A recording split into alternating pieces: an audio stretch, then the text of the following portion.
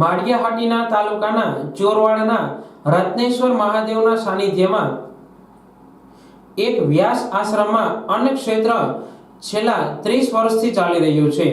આ અન્ન ક્ષેત્રમાં ઘણા લોકો પ્રસાદ લેવા આવે છે, પરંતુ કમનસીબે આ બિલ્ડિંગ ગઈકાલે વરસાદના કારણે તથા જર્જરિત હોવાથી આશરે 100 વર્ષ પહેલાનું બાંધકામ હોવાથી આજરોજ પડી ગયું છે।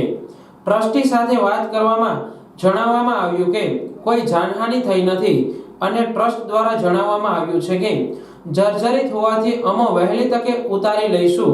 આજુબાજુની જગ્યામાં આવેલ બાંધકામ પડી જાય તો ટ્રસ્ટી તથા પૂજારીની કોઈ જવાબદારી રહેશે નહીં તેવું સૂચન કર્યું છે।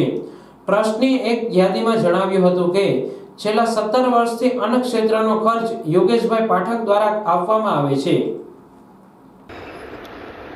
હું રત્નેશ્વર મહાદેવ મંદિરનો પૂજારી તરીકે માળિયાહાટીનું ચોરવાડ ગામ, આ ચોરવાડ ગામમાં વ્યાસ આશ્રમની અંદર રત્નેશ્વર મહાદેવ મંદિર આવેલું છે।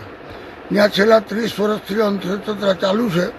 આ અન્નક્ષેત્રની અંદર ઘણા ભાવિકો જમવા આવે છે અને આ અન્નક્ષેત્ર બહુ જૂનું હતું। 100, 125, 150 વર્ષ પહેલાંનું અન્નક્ષેત્ર છે। ચૂનાનું બાંધકામ હતું અને આખું અન્નક્ષેત્રનું ધ્રાબા સહિત પઢિયા સહિત આખું પડી ગયું, તૂટી ગયું। કોઈની જાનહાનિ થઈ નથી।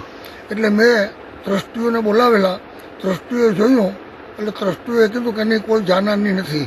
પણ હજી પણ અત્યારે પણ હાલની તકે હું પૂજારી છે, મારા પોતાના મકાન અને મારી બાજુમાં કોઈ પણ મકાન એ બધા 100-150 વર્ષ પહેલાંનું જર્જરિત મકાન છે।